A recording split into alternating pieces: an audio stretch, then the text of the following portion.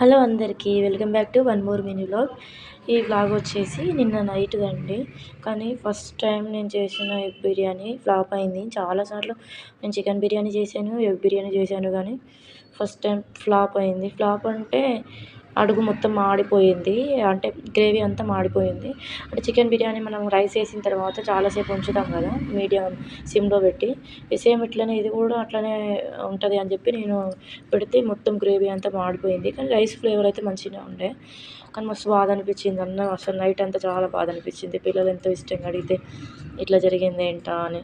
కానీ ప్రాసెస్ కూడా చాలాసేపు చేసా. ఎప్పుడైనా సరే మొత్తం నేను ఎగ్స్ మొత్తం రైస్ అంతా ఒకే దాంట్లో కలిపి చేస్తాను. కానీ నేను ఈసారి ఏం చేశానంటే చికెన్ బిర్యానీ చేసినట్టుగా రైస్ సపరేట్ ఉడకబెట్టి దీంట్లో వేసాను. కానీ ఇట్లా అవుతుందని అస్సలు అనుకోలేదు. నేను చాలా ఇష్టంగా చాలాసేపు ఆలోచించి మరీ చేశాను. కానీ మస్తు డిసప్పాయింట్ అయ్యాను. కానీ పిల్లలు మంచిగానే తిన్నారు. రైస్ ఫ్లేవర్ మంచిగా ఉంది. అంతగా మసాలా ఏం లేదని మంచిగా ఇష్టంగా తిన్నారు. ఇంకా మా అదృష్టానికి లెమన్స్ కూడా ఇంట్లో లేకుండే. బుక్ చేద్దామని చూస్తే సోల్డ్ అవుట్ ఉన్నాయి ఇన్స్టామార్ట్లో. చాలా బాధ అనిపించింది నైట్ అయితే.